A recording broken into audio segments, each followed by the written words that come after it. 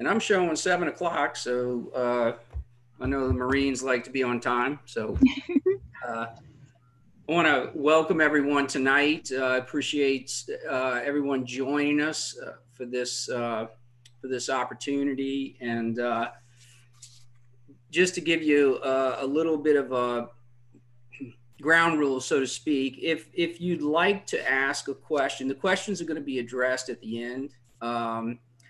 But if you'd like to type in a question, there's a Q&A option, and you can type that in, and then we will get to the questions after the presentation. I guess I ought to introduce myself. I'm Mike Korn. I'm with the U.S. Track and Field and Cross Country Coaches Association. I saw a number of familiar names on the list of participants in this. So I'm glad to see that our member coaches are taking part. And then welcome to everyone that's maybe not as familiar with the USTF CCCA. For all you high school coaches out there, you may or may not know that we've entered into a partnership with the Marines this year, and they are our official sponsors of our high school cross country and track and field coaches of the year award program. So we're really, really, really happy to have the Marines with us. And then it also gives us an opportunity to do things like this. So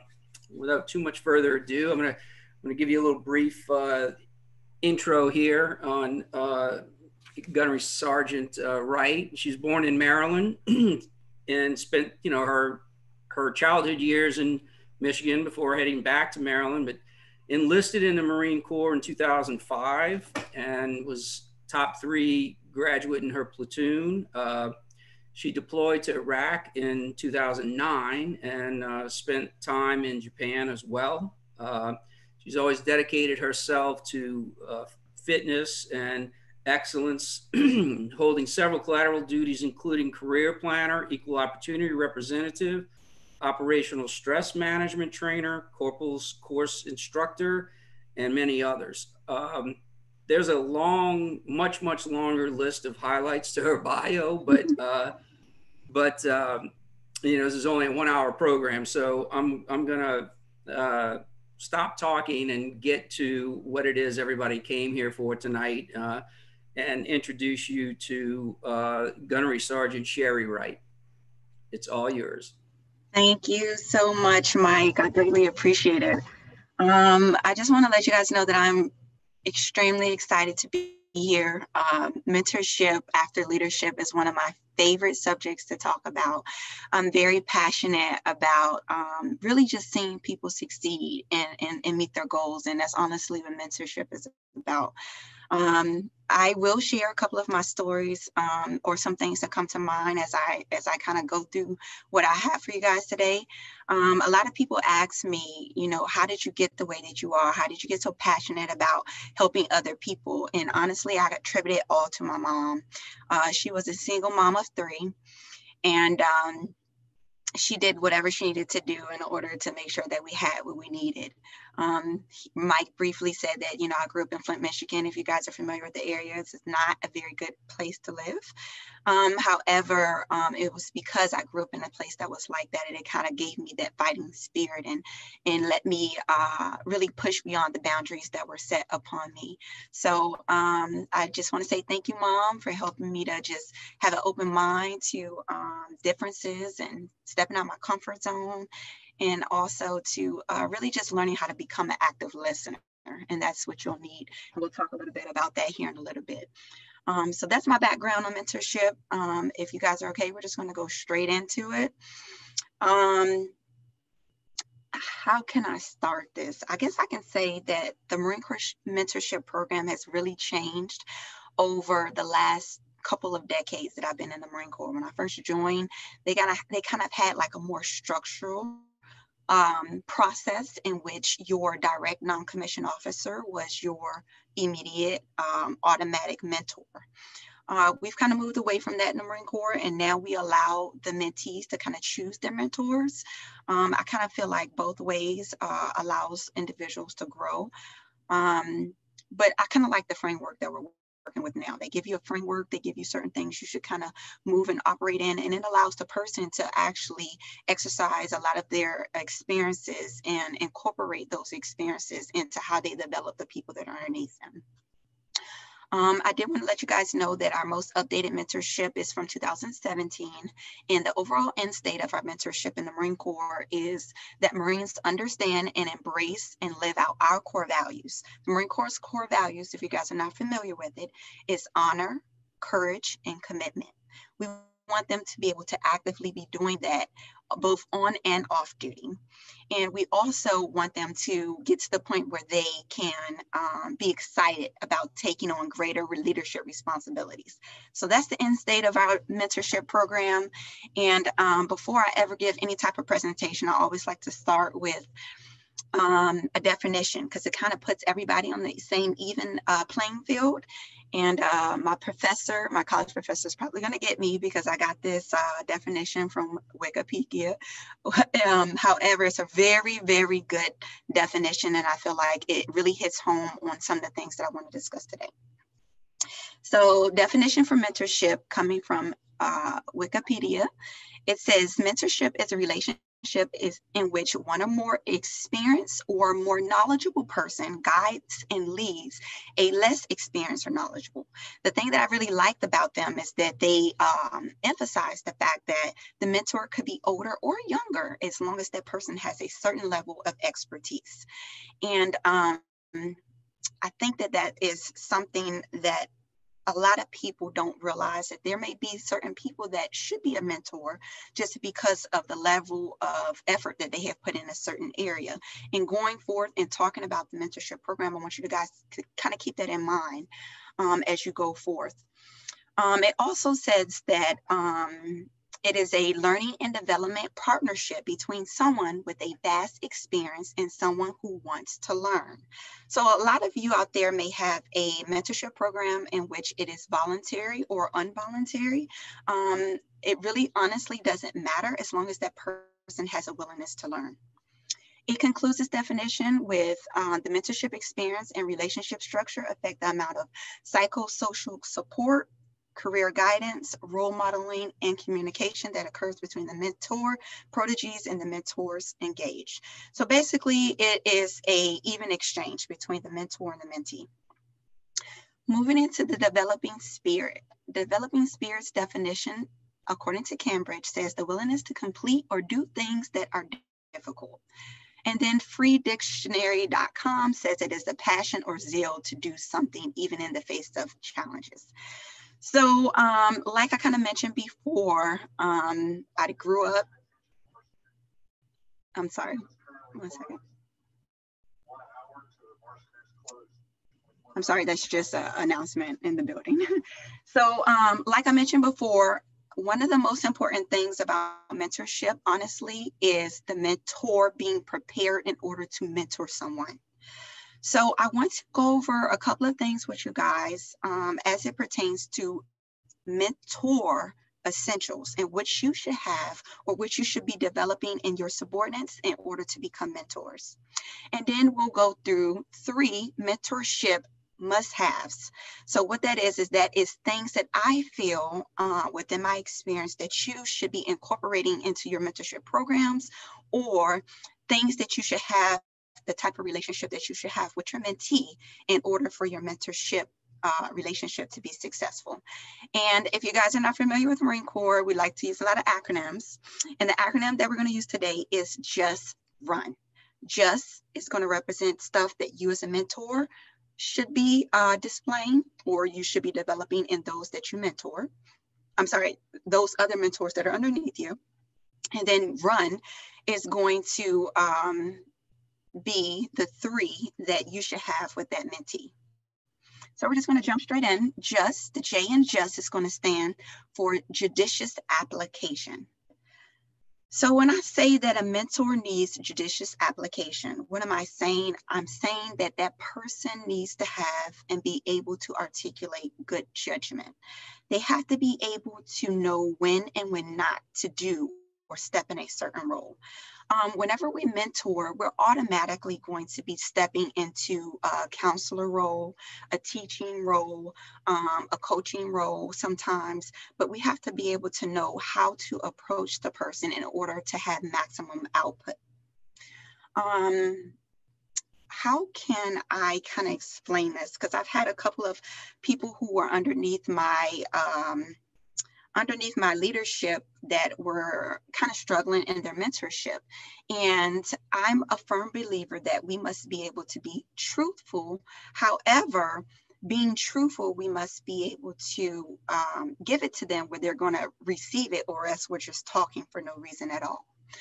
And I like to use this analogy with those people who maybe come off strong. It's like the knowledge and the wisdom that you're providing your mentee is worth $1 million. However, if you're breaking it down over a certain time frame and you're giving it to them in pennies, I guess I kind of explained to them, hey, let me backtrack. I asked my Marines, hey, would you like $1 million? And they was like, absolutely, Gunnery Sergeant Wright, I would love $1 million. Okay, well, what if I give it to you in pennies? And they were like, okay, I don't mind. I would take it to the bank and I would just, roll up my pennies and take my $1 million and be as fine as dandy. However, what if somebody is sending you those pennies at 100 miles per hour? Then you're probably going to pass on the $1 million because it's going to be painful and it's going to be hurtful. That's kind of like what having good judgment is like. You having something that's valuable, but if you don't deliver in a way that somebody's going to receive it, then that person is not going to be able to really take on the change and really apply the information to where it's beneficial to them. Let's see. Before we move on to you, I did have a statement here that said a little bit about you being a mentor and mentoring other people underneath you. We may go through this whole entire thing because this is the basics and this is a very good foundation, but it may be a reminder for some of you because you've gotten so far where you've mentored so many different people. Maybe this is your point where it's time for you to train another mentor. And as you begin to listen to these different things that I'm presenting to you, maybe you're just reminded of, hey, maybe these are the things that I should be trying to develop in my mentor as I mentor them. So they asked me, what's a good amount of people that I should be mentoring, Gunnery Sergeant Wright? And I say, honestly, 8 to 10. You should not go over 8 to 10 people that you mentor. Why? Because mentorship takes a lot of effort, a lot of energy if you're doing it correctly. So if you are to that point and you're on this line and you're a mentor and you probably have over 10 people and you're doing it successfully, maybe you're to the point where you have done it so successfully, maybe you can get to the point where you can teach other people. All right, so that's judicious application, really just having good judgment. The U in JUD stands for unquenchable appetite. I cannot explain to you guys how many times I've had people come up to me and say, you know what, Gunnery Sergeant Wright, can you give your decision or advice concerning A, B, C, D, and E? I do not know these Marines. I've never seen them a day in my life, but it's something in me that is driving them to ask me things concerning growth and concerning progression. Having an unquenchable appetite is you realizing and recognizing that you must stay full. When you're mentoring, especially large quantities of people, you have to be able to do that from who you are and not just what you know. I know the Marines are very good at acknowledging when someone is really genuine and real with them. And when you can speak from a position of experience, then it is more readily received because you've went through that as well. Another thing is that it's easier for people to follow what they see. When you provide them with a model, some people are different learners, they're visual learners. So sometimes all you have to do is be a representation, a good role model for them to follow, and they will pretty much fall into place. We consciously and subconsciously develop intestinal fortitude. So when they see you as the mentor, striving, pushing, thriving to be your best that you can be, they are going to ask themselves, wow, this person is in this, because they already hold us in high regard. This person is at this spot and they're still striving and pushing to be better. And then they're going to realize that developing oneself is honestly about, you never really arrive to development. You're going to always continue to be striving and pushing for greater. And that is what stops complacency. If you ever notice people who are underneath the subordinates of others, and they have hit a position of stagnancy, and they have become stagnant in their growth or their goal making, it's because most likely those that are in a leadership position have become that way as well. They realize that well, I'm not that far from where I need to be, so they don't strive as hard. If they see you continually going and taking one foot in front of the other, they will most likely follow suit. We got to remember that it's us who are going to foster that lifelong learn them, that lifelong developer and creator, because that's really honestly what fighting is about. It's about really cutting what is not allowing us to progress and move forward, and recreating ourselves and redeveloping ourselves. So that's the U, unquenchable appetite. Some of the things people ask me, what do you do to stay encouraged? What do you do in order to keep yourself so motivated? I come in every day, I'm excited. Captain Bigger can attest to that. Every morning, I'm brushing my teeth, I'm listening to a motivational video, whether that be a 10-minute video or a 30-minute video. I am making sure I'm reading my Bible, just touching every area of my life before I step out of my house, really making myself full, because I realize that people are dependent on me in order to launch and propel themselves forward. And if I can just operate from off my overflow, then I am more amped and more excited when someone else comes my way and is pulling and gleaning from the tree that I have produced based off of the life and the experiences that I have. Okay, so moving into the S for just is sophisticated listening. This is one of the most important things that I feel like is necessary whenever you're sitting down and you're having your mentorship lessons. A lot of times whenever your mentee sits down, they're in their beginning phases, they're in their adolescent phases of developing something new, something great, something that is going to be impactful. And they don't always understand how to articulate that.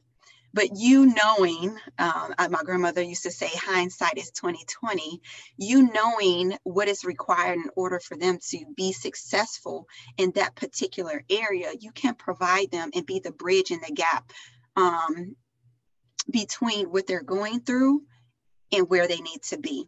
So they're going to come to you and they're going to talk, and they're going to articulate things that don't necessarily make sense. So you have to be able to have this sophisticated listening skills and discernment, and be able to discern what is the truth in what they just say. What do I need to extrapolate from the conversation in order to launch them and propel them forward so that they can see that they are on the right track.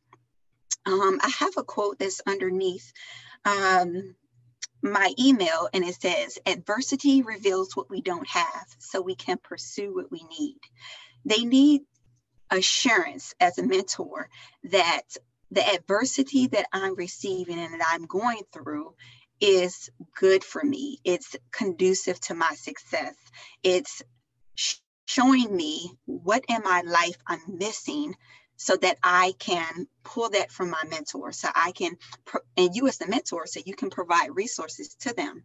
So really just listening and knowing when to provide the resources, when to provide your insight, when to provide your experiences. Sophisticated listening is that S. And then we're going to move into T, which is transparency. Transparency is really you as a mentor being able to relate to those people in which you are mentoring. It's kind of sharing your shortcomings with them, but it's also sharing the way to success. So no one ever told me about the way to success, even my mentors.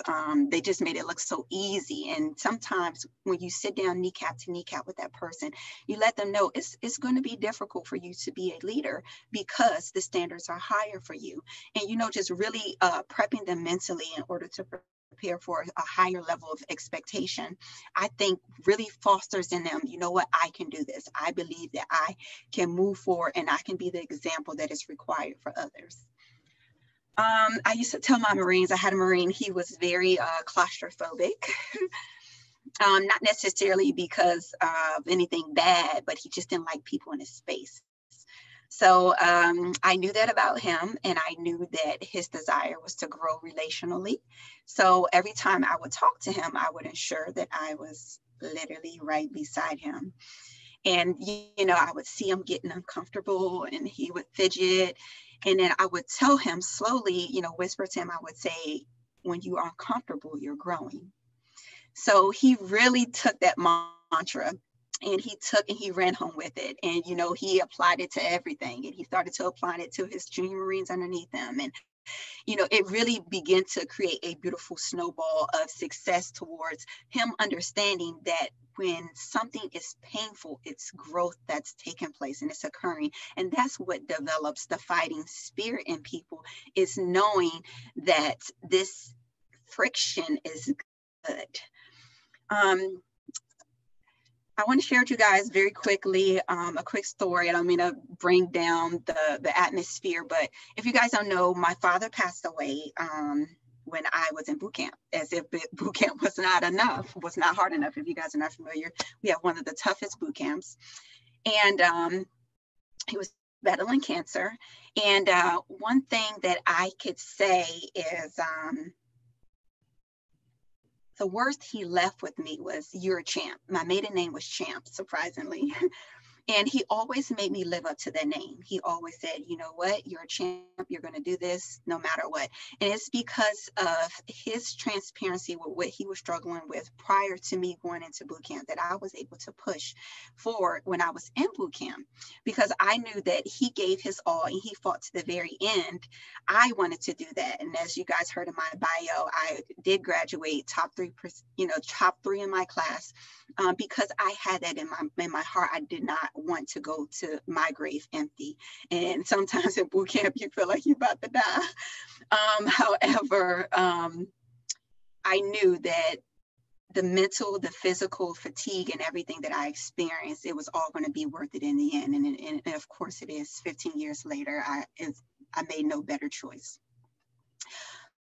So I did want to take this time to honestly do a quick break, because we talked about just, and we kind of talked about what I feel that the mentor should have. And I want to hear a little bit of feedback before we go into what I feel like you should have as in your relationship with your mentees, which is the run. So if anybody has anything to say that they don't want to wait into the very end, we can open up the floor for comments or questions concerning. Also, raise your hand, attendees, and I'll unmute you, and you can just ask your question without typing it in. Well, here's one in the Q&A.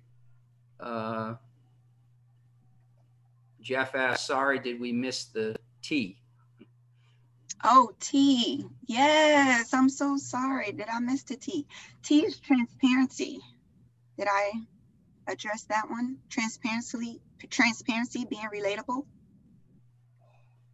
Yes, you did. Sorry. Oh, okay. No problem. Did anyone have anything else? Just to go over those, that was judicious application, unquenchable appetite, S was sophisticated listening, and T was transparency.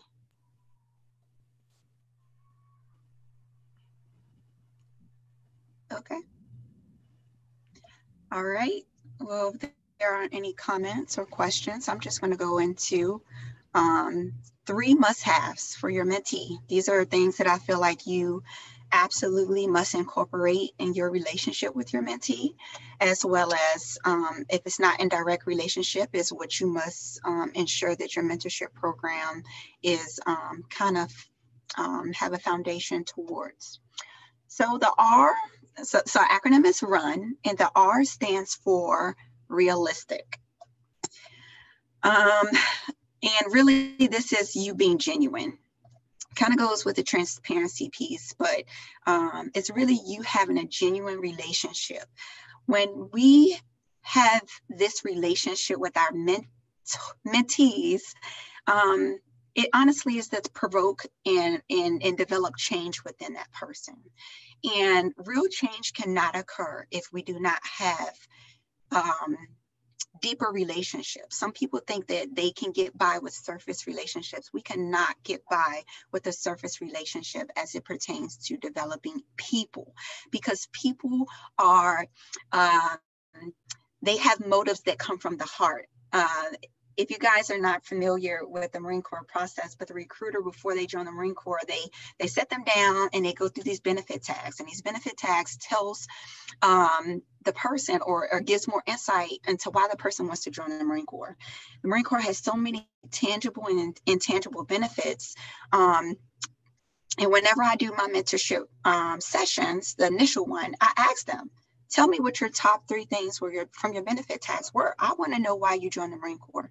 If that is for travel and adventure, I will ensure to do my best to get you out of this location to the next location, or get you on embassy duty, or get you somewhere where you can actually fulfill your purpose for joining the Marine Corps. Because mentorship is always about helping that person meet their goals that they have for themselves, and impressing upon them what you see as well, so they can set goals that could possibly be higher than what they could ever think or imagine.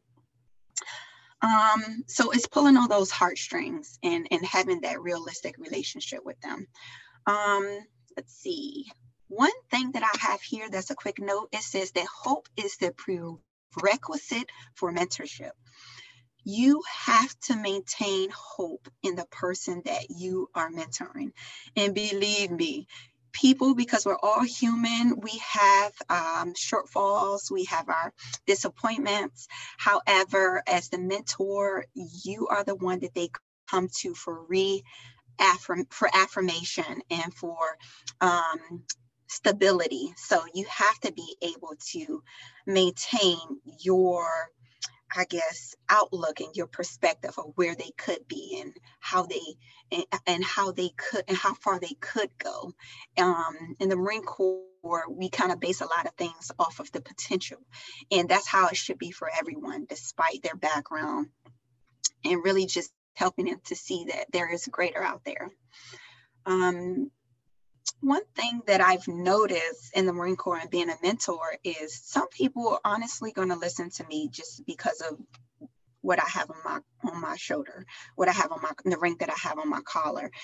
Some people are going to listen to you simply because you are coaches, because of the billet that you hold, because of the certain level of respect that comes with that position. Some people are going to listen to you because you have, and you're saying something that they have never heard before, something that maybe their family members have not confirmed in them up until the point that you told them.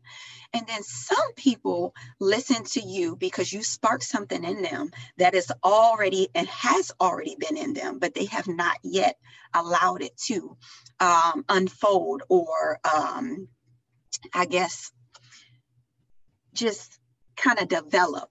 So different people will listen to you for different reasons, and you have to be able to have and understand where they are prior to coming to you. So it's sitting down, understanding their background.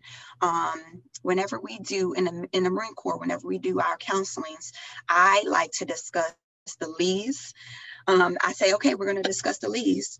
And maybe 6 months down the road, we'll sit down again and I'll say, okay, let's get an update on your leads. What leads am I talking about? I'm talking about where are you socially? Where are you emotionally? Where are you relationally? Where are you financially?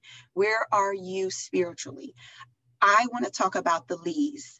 And when they sit down with me, they make those goals.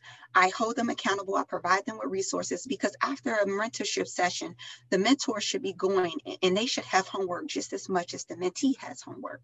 The mentorship should be coming with so many different ways on how they can help that person facilitate.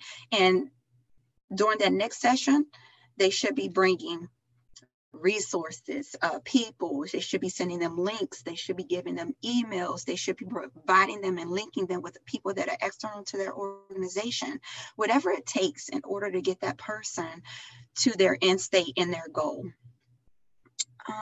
Let's see. Another reason why we want to be genuine. Are we still unrealistic? Yes. Another reason why we want to be genuine is because we need to be able to know where that person is developing their meter of success. There are some people that and I've mentored so many different people in the Marine Corps, all the way up and down the chain from where I am, where I sit as the E7.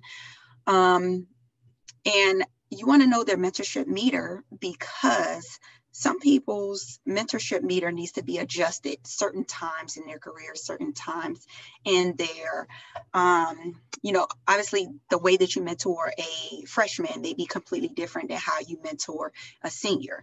And you want to always gauge those success meters so you can, help them foster whether or not they need to move that success leader to the left or to the right, up or down.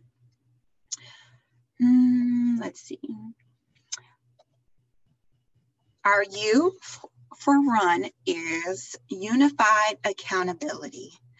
Now, I did do a little bit of research, and I talked to my husband, who is huge on track and field, and he told me that him being part of a run club was one of the most beneficial things that he did in his track and field, because they held him accountable. They made sure that, hey, they called him on Saturdays early in the morning. Hey, you're going to be at this location at this time. And honestly, that's what mentorship does as well. It allows you to develop your team and your subordinates who you mentor, or those that you're developing to also mentor, to teach them that there's a set standard.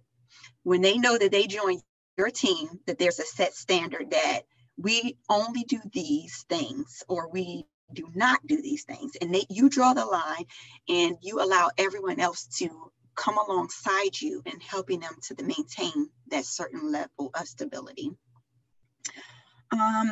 Unification comes to cross-pollination. We've done so many things in the Marine Corps. I've had the honor to have people from all different backgrounds. Even right now, I have someone who is originally born in Mexico. I have someone who's from Jamaica. I have someone who's from the continent of Africa. And we celebrate all those different nationalities. We work with all of them by, whether it be potlucking together, we all bring our foods together and we share our culture. That's something that you want to facilitate within your mentorship program. You always want to take the opportunity to celebrate differences and to to celebrate each other's successes, whether that be birthdays, whether that be special events. I give my Marines like a half day off as it pertains to anniversaries and things of that nature. It's really important for them to know that you are intimately engaged with their personal life, as well as their professional upbringing and their professional lives. Let's see. Developing the fighting spirit means that there is most likely a mindset, a way of life, or character traits to fight against. But we as mentors must remind them that there are also things that we must fight for. So again, that goes back to unified accountability. When I was a equal opportunity representative, I had this quote, and it kind of came to me as I was just developing my equal opportunity board. And it said that acknowledgement of others' internal struggles helps one to appreciate their external success. Again, that is, acknowledgement of others' internal struggles helps one to appreciate their external success. I cannot stress enough how celebrating someone's weakness when they actually step out of their comfort zone in order to exercise that weakness, how much of a strong relationship that builds between the mentor and the mentee.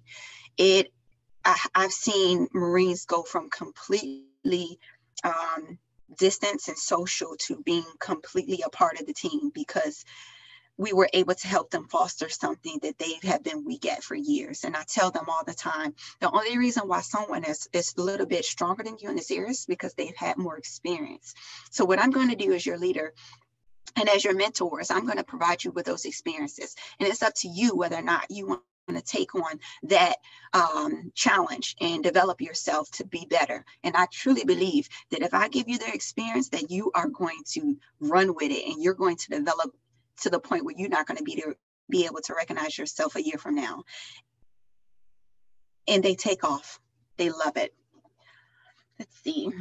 I think that's it for you, unified accountability. And lastly, the end and run is next level results. I guess that kind of goes with what I was just talking about. When they begin to see the results, it is beyond what principle you have tried to beat into their minds time and time again. It's beyond sitting down with them and going over where do we go from here. When they begin to see the results, it almost becomes a trickle effect. So you should start seeing your sophomores and your seniors ready to pour out to your freshmen and ready to mentor them, because they look at where they came from. Sometimes what I do is I allow my Marines to have a reflection period. And I say, think about where you were a year from now. Let's reflect on what you knew, and let's reflect on where you were. And some of them, we have the opportunity to celebrate getting degrees and so forth. And really, all of those things kind of help facilitate and push for that fighting spirit in them. Let's see. I guess one last thing that I'd like to share with you guys is a story. I was about 8 months pregnant, attached to 2nd Anglo in Camp Lejeune, North Carolina. And if you guys don't know, 2nd Anglo is a great unit. They all male unit. I was first female, and I was pregnant. And I said, you know what? I'm not going to allow this particular category to get me out of the fight. So what I would do is I was still PTing my Marines hard. We were going very hard. And there was one Marine who I knew for sure that was a little weak in running. And what I do is I help them develop as a team. I was sitting on a chair, and I would throw a tennis ball, and the one that was weak in running would have to run and go grab the tennis ball, sprint, while the other ones were doing burpees, different exercises whenever I would prompt them to do it. And about the 4th time that he runs back, the Marine says, he's breathing hard, and I said, Marine, I don't want perfection. I only want excellence. And he said, well, Gunny, excellence feels like perfection. And I chuckle inside, and I keep my bearing, and I say, perfection is a set way of doing things, but excellence is your best way of doing things. And he looks at me because he's mad, and he knows I'm right, and he knows he has more in the tank. And I said, and we haven't reached that yet. So he runs again, he grabs the tennis ball. And honestly, I think that was the point where I am proud to say that he realized that I'm pushing him for his good. And that's what mentorship to me in developing that fighting spirit is about. It was a trickle effect, honestly, from that time, because one of my Marines who was good in running, he actually started taking him on weekends in their spare time and taking him to run to develop those weaknesses. So we all develop as a team. I hope that there was something that I said as it pertains to developing the fighting spirit that, if not, provoked something in you to start something new within your mentorship programs, or that, reminded you of something that maybe you may have not considered as it pertains to you developing other mentors. Maybe something that you could be looking for as far as character traits are concerned within those that are underneath you, where you can start helping them have mentorship pods and start to develop each other. They're going to do it if you create the atmosphere and make it conducive for them to learn and grow and develop.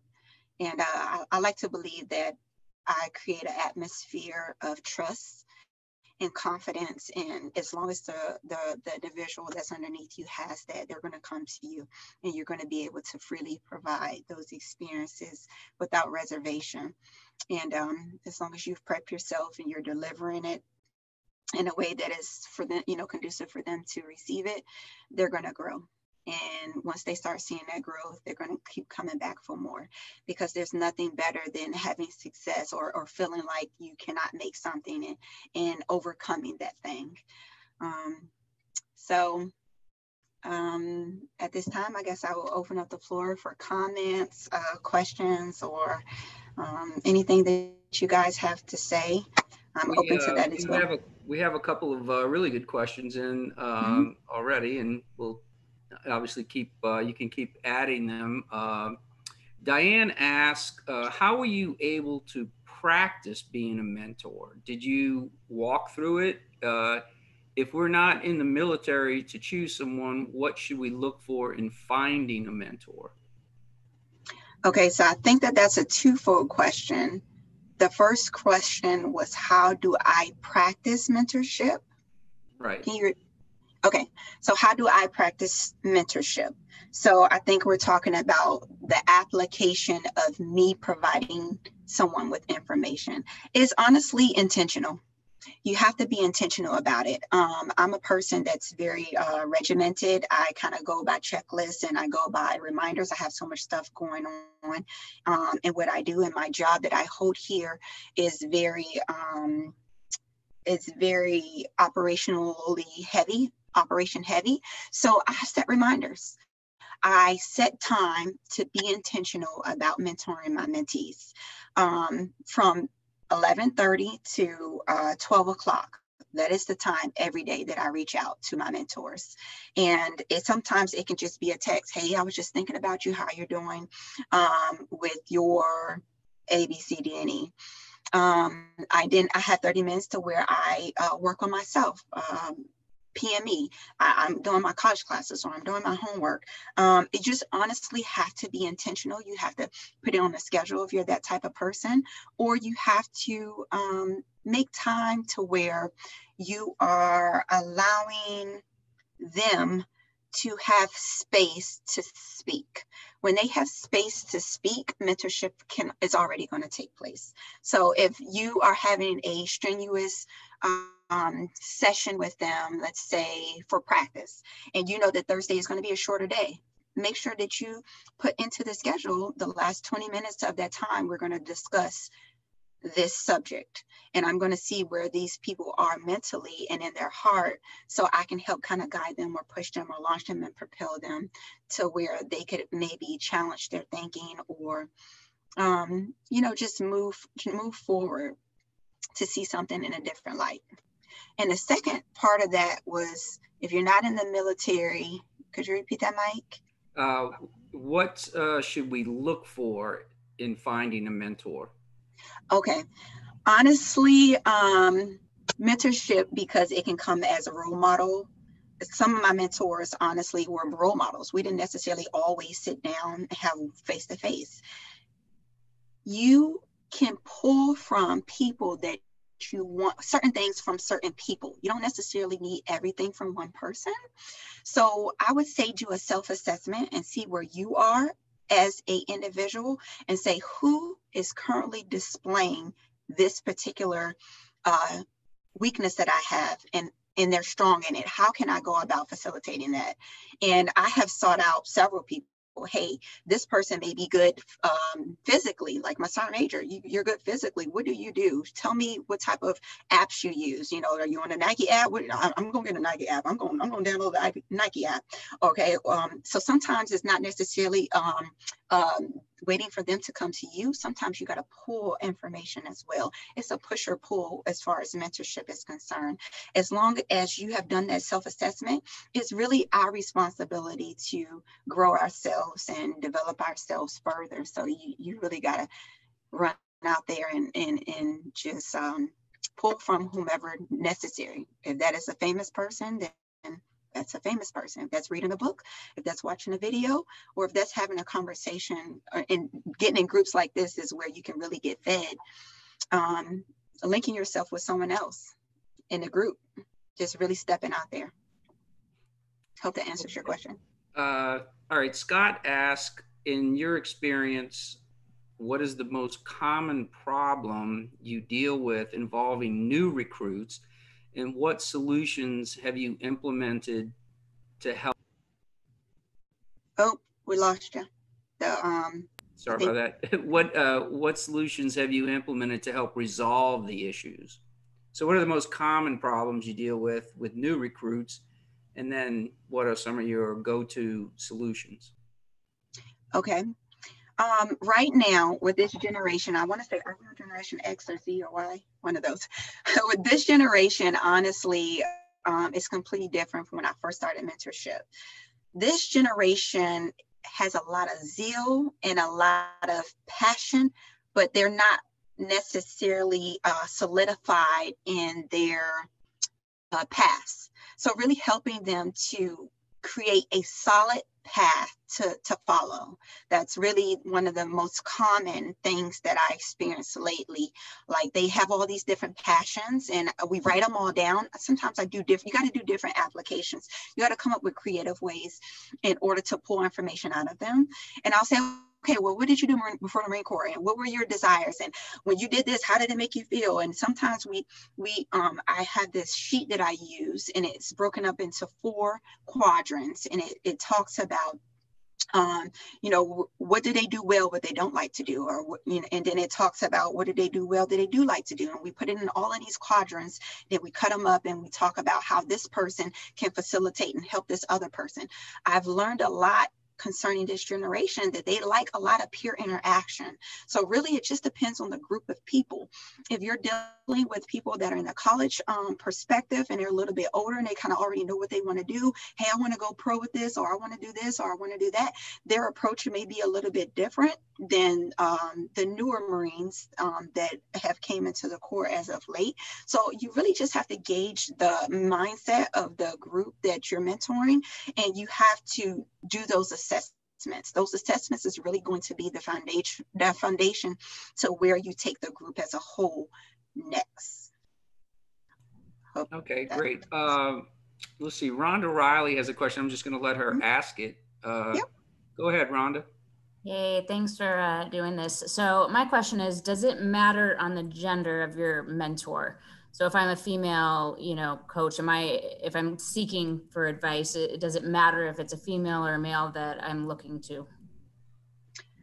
So that kind of goes back to delivery and knowing the background of the mentee. There were some males that were not very receptive to females being in a position of authority, to be honest with you. However, even though I did not mentor them the way that I desired to mentor them, I did challenge them in different ways because I was able to provide them with a different perspective of what they had before they joined the Marine Corps. Marine Corps is a byproduct of society, and we do get a lot of residuals of the way people were grown up, and not everybody grew up the same way. So if I notice that a Marine is not as receptive to a certain gender than the other, I would try to link them with somebody that is more who will produce the most out of that Marine. So there have been plenty of times that I have passed on someone that initially I started to mentor to a male Marine because I want the best out from that Marine. And sometimes we'll tag team.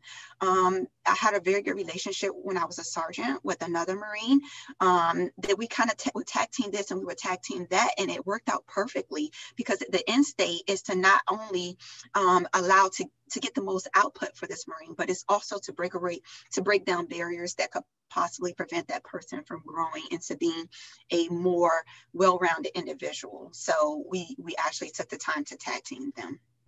But it doesn't matter if that person has what that person needs. Great, thank you so much. No problem. Okay, let's see. Kristen asked, how did you get others to listen and trust in you, when you were starting out at a lower rank? I think that goes back to being genuine. No matter what level you're at, they're going to be able to know that you're doing something just because you know this is what needs to be done, or you're doing it because you really have a heart for them.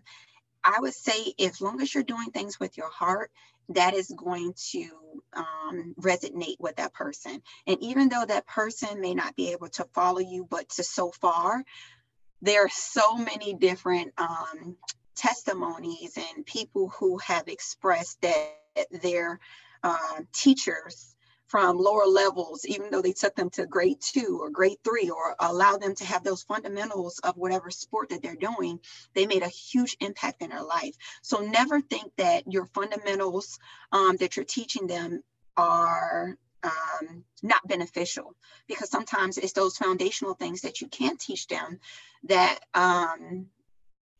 will take them to the long run. I actually was watching football with my husband the other day, and I want to say the Steelers quarterback said that his most influential coach was his, I want to say 3rd to 5th grade coach, who taught him how to lose properly. So I thought that that was awesome, because, we never want to discount where we are. As long as we're doing it with a genuine heart and we're giving everything we got, it's going to produce fruit. Okay, we'll try to get through a couple more here. Let's see.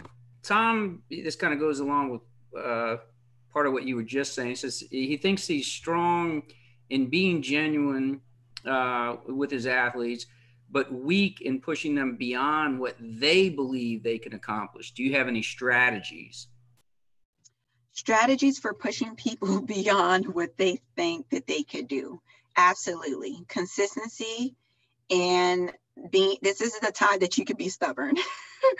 I think it's important that when people have limitations on themselves, for you to prep their minds so that they know what to expect next. So what I sometimes do is I allow my Marines, like if I have someone who is not a good public speaker, I say, okay, where I'm giving everyone else a week to prepare for their public speaking that takes place every Thursday, I'm providing this person with a month of, hey, in a month, you're going to teach a class. And sometimes you have to give them a little bit more direction, and they're not going to believe that they could do it. However, you being stern in your direction will allow them to push to that point. If you tell them, hey, we're going to run 10 laps and you're going to do it within 5 minutes, because I know each of you got this takes a little bit of, I guess, research on your behalf, knowing your strengths and weaknesses of them. So then that way you can better stand in the position of, this is the way going forward. And sometimes that's hard to do. I had a Marine come to me and say, you know what, I now that I have progressed from the Lance Corporal realm to the Corporal realm while I'm leading Marines, I find it hard for me to tell them what to do. And then I feel like that's kind of where you're coming from, that you have to, in your mind, be set on what you're going to do and what you're not going to accept, and set the standard for them. Hey, this is the new standard going forward. And everyone, because of the position that you're in, they're going to eventually follow suit. And it's going to be some pains and some pulling of teeth sometimes, but that's okay. Okay. I think you kind of, Julie, I think she kind of covered your question there. So I'm going to pull another one here. Shay says, as a female coach, I thought I would struggle to get my male athletes to, quote, buy into my philosophy. In reality, I find that I've trouble getting my female athletes to buy in. What do you recommend to overcome this? So Shay's a female coach, and she's looking for assistance with her female athletes. So male and females definitely receive information differently. A lot of, to be honest, from my experiences, I've sometimes set my Marines down and I've asked them, hey, who was the determining factor in your households prior to you joining the Marine Corps? And a lot of them said their mothers. Their mothers kind of ran the house. They kind of did everything. And it wasn't until they were in big trouble that their fathers kind of stepped in and did something. So they're kind of already familiar with receiving insight from females. So don't really have too much opposition there. However, when it comes to other females, I really believe that your approach just has to be different, and they look for different things. Where a male Marine with me, when I challenge them, it's almost as if, all right, good to go. You about to challenge me? You're a female. You're not about to run next to me and beat me. And that's an easy way, because a lot of Marines who join the Marine Corps are very alpha dominant. But with the females, you have to remember that they're also, well, for the Marines, we're also majority of us are very alpha dominant. So you have to be able to find ways to put these Marines, female Marines, females in different positions where they see a different perspective. And sometimes that may be you taking time with just those females to figure out where they are and how they're thinking about your leadership. Because certain females want you to direct them, coach them, and mentor them in a way that is feminine, a way that is not necessarily softer, but a way that has a different approach, that is more detailed, that is more, I guess what the word I'm kind of looking for, it's more involved. So where I'm pushing maybe a male Marine, I can be pulling a female Marine. And it's kind of hard to explain without an example. Maybe she could think of an example and we can kind of discuss that before we get offline. Okay. Patricia, do you have a question you want to ask? Actually, this is not Patricia. I'm using my wife's laptop, so I apologize for that. Hey, Patricia, go ahead. My name's Coach Nick Schneigert. I'm actually the head coach at the University of Dallas cross country track and field programs. And I actually was in the Navy for 9 years, 5 years active, 4 years reserves. And I appreciate you coming out here to do this lecture. A lot of things that you said I implemented into the Navy, into coaching. 9 years Navy, 5 years active, 4 years reserves. I've learned a lot. I'm actually Generation X. So I was actually in a time period when we started letting women come on board ships. So it was, I was an aircraft carrier. It was a different time, and it taught me a lot. Couple things. It's more of a comment than a question, but some things I learned as being in the military, everything I was able to transition into coaching was obviously open listening, structure, organizational skills. All that really helped me out a lot, because I think the military really taught me that in more ways than one. One thing I learned that I cannot do, and I think things changed now in the military, is I used to be a big micromanager when I was in the military, big micromanager. It taught me to do all that. And when I started coaching, I learned you can't do that. So I really had to take things, scale back a little bit, and I sort of like semi-micromanage now. I still believe in the discipline, structured, all that stuff. My athletes love that, but that is one thing I definitely had to scale back a little bit on. But yeah, that's about it.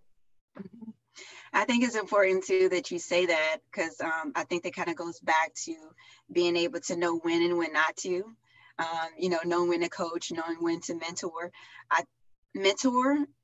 When I get into a space of mentorship, it really is pulling as much information and allowing them to have the open floor.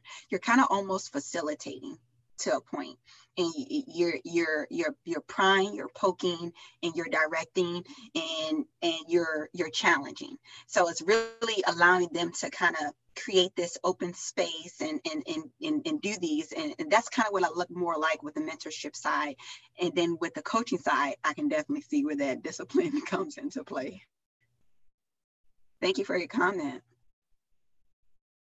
Okay, we have one last question, and then I'm going to introduce Captain Bigger for just a couple of minutes here. So the last question we'll take tonight is from Alan. He says, this generation is all about instant gratification and not about the process. With mentoring, is it about the process? What are some of the techniques to get the athletes, I think he's meant to say, to buy into the process? Okay, I greatly agree with you as far as the majority is concerned. I think this you being consistent. I actually had we had a shared space. This is just an example. We had a shared space in the Marine Corps where me and the Marines would have lunch together. And on the microwave, I would say leadership is not instantaneous, or is not as fast as, cannot be microwaved. That's what it said. Leadership cannot be microwaved. And I would consistently place them in positions where I knew that they must work harder in order to develop. And when your comment says that they really don't want to engage into the process, it's because you are most likely allowing them to slip through or progress without the standard being met. So if you set down the standard and they don't meet it, it should be no reason why that person is team captain, or that why that person is in charge of this stick or this leg. It should be no reason why they're a part of the team. If they cannot put forth the effort, or put forth the energy, then you have to be able to let them know what their left and right lateral limits are. The youth of today is only going to get away with what you allow them to get away with. So as long as you're allowing them to go through without putting forth max effort, that's what they're going to do, and that's what they're going to grow accustomed to. But one of the first things that I tell my Marines is, I'm 100% for you. I'm 110% on your team. I have an open door policy, but you will grow underneath my leadership. You will develop and be a better person than what you came in here today to be. And some people, their eyes get big and they're like, oh, she's crazy. And some people are like, okay, absolutely, I'm ready for the challenge. And if you set those standards down, they will not overstep those boundaries. And the buy-in piece is you buying into them. The more investment that you take into a Marine, the more that they will give, output that they will give. We in the Marine Corps, we have a saying, it's mission first, Marines always. As long as you're always consistently investing into the Marine, they will always put the mission first. All right, terrific. Before I commence with all of the thank yous, I want to introduce everybody to Captain James Bigger. Captain Bigger is with the Marine Corps Recruiting Command. There he is. So the floor is yours, Captain Bigger.